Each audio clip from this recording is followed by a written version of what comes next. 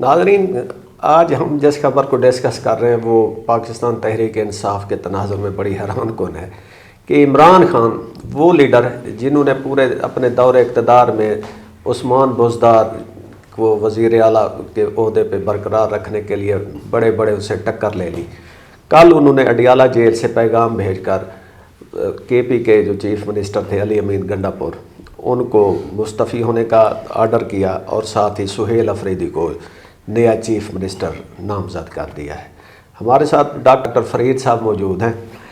انہوں نے پشاور کے جلسے میں شرکت کی تھی جو 27 سپٹمبر کو ہوا تھا، تو واپسی پہ جب ہم نے پروگرام کیا تھا تو اس میں انہوں نے کہا تھا کہ ادھر کے جو مقامی لوگ ہیں یا مقامی لیڈرشپ ہے وہ علی امین گنڈا پور کی قیادت سے خوش نہیں ہے۔ گورننس کا ایشو نہیں تھا، لیکن ان کے کنڈکٹ اور ان کے جس طرح وہ ڈیل کر رہے ہیں چیزیں، ان سے ان لوگوں میں ریزرویشن پائی جاتی تھی۔ اور ان کے کچھ دن کے بعد اب ہم نے دیکھا ہے کہ علی امین گنڈا پور کو انہوں نے ریزائن ہونے کا کہا اور انہوں نے فوراً اس آرڈر کو تسلیم کرتے ہوئے ریزائن کر دیا ہے۔ تو اس صورتحال پہ ہم لیتے ہیں ڈاکٹر فرید ملک صاحب کی ٹیک۔ جی سر۔ دیکھیں جی، میں جب جلسے پہ گیا جس طرح آپ نے بتایا تو جانے سے پھر آپ کو نا پلس کا پتہ چل جاتا ہے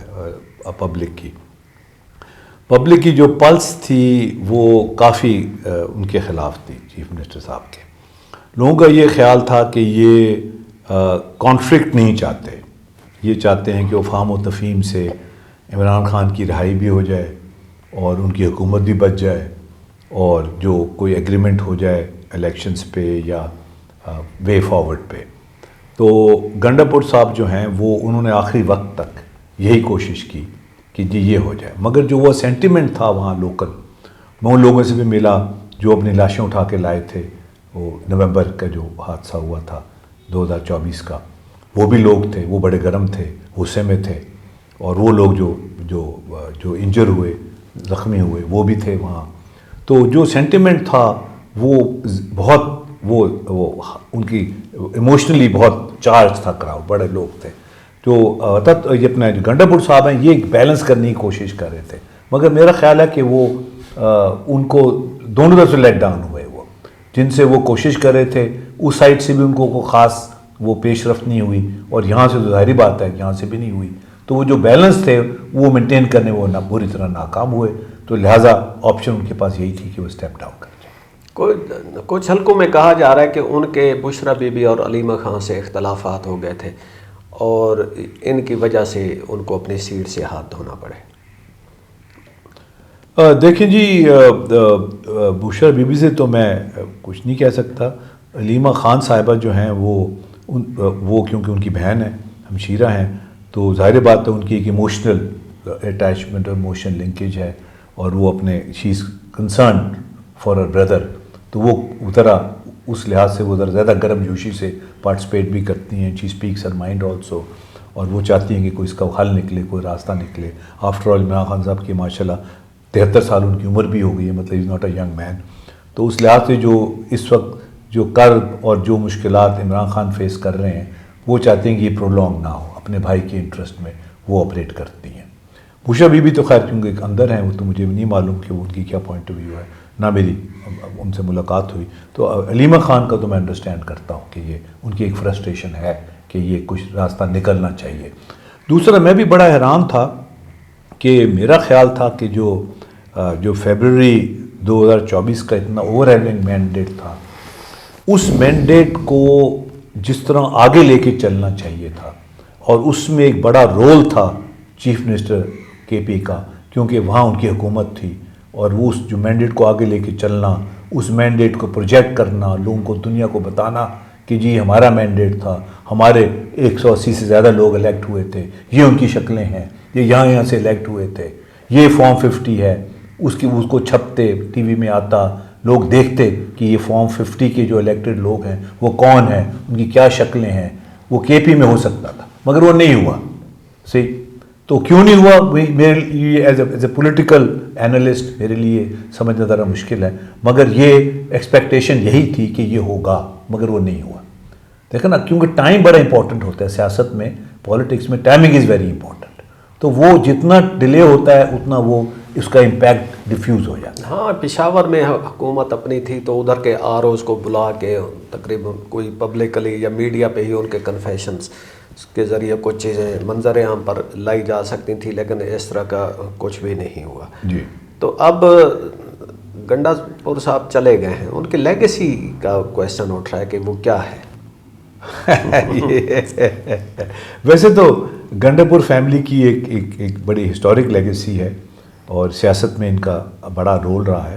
اور ان کے ایک بزرگ تھے، میرے نام میں خیال حق نواز گنڈا پور تھے، یا جنہوں نے پیپلز پارٹی بنانے میں بڑا رول وہاں پلے کیا تھا.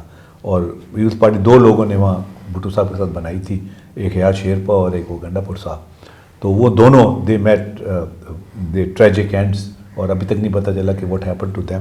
تو یہ لیگیسی تو اس لحاظ سے فیملی لیگیسی تو اچھی ہے، اور میرے خیال میں یہ دلیر بھی تھے، بولڈ بھی تھے. ایز چیف منسٹر میرا خیال ہے کوئی مکسڈ لیگیسی ہے کہ یہ ان کی مکسڈ ہے. باقی آپ نے بزدار کا ذکر کیا، یہ بڑا انٹرسٹنگ ہے. دیکھیں جو چیف منسٹر پنجاب ہے یہ بہت کرٹیکل پوزیشن ہے، اور میں سمجھتا ہوں کہ یہ پاکستان میں 2 بڑی کرٹیکل پوزیشنز ہیں، ایک آرمی چیف اور ایک چیف منسٹر پنجاب. اور اگر آپ مسلم لیگ کا بھی دیکھیں، پی ایم ایل این کا بھی دیکھیں، انہوں نے کبھی چیف منسٹر پنجاب پہ کمپرومائز نہیں کیا، انہوں نے ہمیشہ اپنا بندہ بٹھایا ہے یہاں. تو وہ جو بزدار تھے، basically Buzdar was a front man. Basically وہ کوشش کر رہے تھے کہ ہم اسلام آباد سے رن کریں گے پنجاب کو. اور غلطی ان سے یہ ہوئی کہ جو انہوں نے بیوروکریسی اکٹھی کی پرائم منسٹر سیکریٹریٹ میں، وہ پنجاب سے نہیں تھی، وہ پنجاب کو نہیں سمجھتے تھے، انڈرسٹینڈ نہیں کرتے تھے. ان کی جو ساری بیوروکریسی تھی جس کے ذریعے وہ پنجاب کو رن کرنے کی کوشش کر رہے تھے، وہ کے پی سے تھے. وہ پنجاب کے سینٹیمنٹ اور جو پنجاب کی بیوروکریسی کو ڈیل کرنا، وہ وہاں فیلئر ہوا زیادہ. تو Buzdar was a front man basically, اور وہ کوشش ان کی یہی تھی. عمران خان بار بار آتے بھی تھے لاہور اور وہ گائیڈ کرنے اور وہ کرنے، کیونکہ یہ chief minister Punjab is a very very very critical position. جو اور بہت لوگ انٹرسٹڈ تھے اس میں، وہ علیم خان کو بھی بنانا چاہتے تھے، کچھ فورسز ایسی ہیں، اور وہ جہانگیر ترین صاحب بھی انٹرسٹڈ تھے، شاہ قریشی صاحب بھی انٹرسٹڈ تھے، کئی لوگ انٹرسٹڈ تھے. تو Punjab C M Punjab is a very critical position. وہ اچھا، عمران خان نے جو بھی چیف منسٹر کے عہدے کے لیے جس کو پک کیا ہے، انہوں نے کسی موقع پہ ان کو آگے ڈیچی کیا ہے. عثمان بزدار صاحب کو دیکھ لیں، اس کے بعد خٹک صاحب کو دیکھ لیں، اور محمود خان کو دیکھ لیں. گنڈا پور صاحب پارٹی میں رہیں گے، یا یہ بھی وہ اون چودھری اور جو دوسرے ہیں بریگیڈ جو مئی 9 کے بعد نکلی اور آج عمران خان کے خلاف بولتی ہے، تو گنڈا پور صاحب کس پوزیشن پہ رہیں گے؟ میرا خیال ہے یہ رہیں گے، کیونکہ he is an ideologue of the party. مطلب یہ اس طرح ڈفرینٹ، ان سے مختلف ہیں بالکل. اور جو پرویز خٹک صاحب بھی تھے، وہ کیونکہ پرانے کھلاڑی تھے اور وہ سسٹم کو سمجھتے تھے، تو انہوں نے سسٹم کو اپنے لیے زیادہ استعمال کیا، اور اس حساب سے وہ جو ایسپریشنز تھی پی ٹی آئی کی، وہ امپلیمنٹ نہیں کر سکے. حالانکہ جو تھنک ٹینکس نے کام وغیرہ کیا ہوا تھا وہ امپلیمنٹ ہو سکتا تھا وہاں، مگر انہوں نے نہیں ہونے دیا. انہوں نے اپنا چلانے کی کوشش کی، اپنا وہ چلانے جو اولڈ میتھڈ سے اس کے حساب سے پروونس کو رن کیا، تو اس لیے ان کو ریپلیس کیا گیا. تو وہاں بھی انہوں نے پھر کوشش یہی کی کہ وہ جو دوسرا چیف منسٹر لے آئے، سیکنڈ ٹرم میں لے کے آئے، وہ بھی کوشش یہی تھی کہ وہ اس کو مائکرو یعنی اسلام آباد سے رن کریں پروونس کو. پرویز خٹک نہیں ہونے دیتے تھے وہ. صحیح، یہ ان کی کوشش یہ تھی کہ ہم اسلام آباد کا میجر رول ہو ان رننگ دا پروونس، یعنی پارٹی کا میجر رول ہو. جو پرانے لوگ آئے ہوئے تھے نا پارٹی کے اندر، جو اوریجنلی پی ٹی آئی کے لوگ نہیں تھے، جو لیٹ کمرز تھے یا سو کالڈ الیکٹیبلز تھے، جو بعد میں بھاگ بھی گئے، ان کی کمٹمنٹ نہیں تھی پارٹی سے، ان کو انہوں نے پارٹی کو چلنے نہیں دیا. Pervez Khattak was one of them. تو اب سہیل افریدی کو نامزد کیا گیا ہے. کافی لوگوں کے لیے یہ ایک بالکل نیا نام ہے پنجاب میں خاص کر. ان سے کیا توقعات آپ پاکستان تحریک انصاف؟ دیکھیں جی، توقعات ہوتے ہی نئے لوگوں سے. میں بہت بلیو کرتا ہوں یا تو پرانوں نے بہت اچھا کام کیا ہو اور پاکستان ایک سپر پاور بن گیا ہو، بہت بڑی ترقی کی ہو، پھر تو آپ پرانے لوگوں کو لے کے بھی آئیں. مجھے یہ سمجھ نہیں آتی کہ پرانے لوگ کیوں آتے ہیں، ان کو خود شرم آنی چاہیے. دیکھیں نا، ویری اسٹرینج تھی کہ کیوں آتے ہیں پرانے لوگ. دیکھو نا، اب آپ میرے دوست ہیں سردار ریاض صادق صاحب، جن کو ٹریبیونل نے ڈسکوالیفائی کیا کہ جی آپ نے دھاندلی کی، آپ ڈسکوالیفائڈ ہیں. وہ دوبارہ الیکشن لڑ کے دوبارہ اسپیکر بن گئے. میرا تو یہ پاکستان میں ہی ہوتا ہے یہ اس طرح، ورنہ جب پرانے لوگ ہیں جو ناکام ہو جاتے ہیں یا ان کے خلاف کوئی چارج پروو ہوتا ہے وہ اپنی عزت بچا کے گھر چلے جاتے ہیں. ہمارے we are the only country جہاں گھر کوئی نہیں جاتا. ہر بندہ جو ہے وہ گھر نہیں جانا چاہتا، چھوڑنا نہیں چاہتا، وہ سمجھتا ہے کہ more of the same, more of the same, تبھی یہاں چینج نہیں آتا. تو میں اس لحاظ سے سپورٹ کرتا ہوں ہر نئے آدمی کو، ہر نئے فیس کو. اور اگر دیکھیں بھٹو صاحب کی جو ٹیم تھی 70s میں جو لوگ آئے سب نئے تھے لوگ، انہوں نے دنیا بدل دی. دیکھو نا اس زمانے میں جو یہ جنیرک میڈیسن کا جو انٹروڈیوس کیا تھا شیخ رشید نے، وہ اب انہوں نے مودی نے کیا انڈیا میں.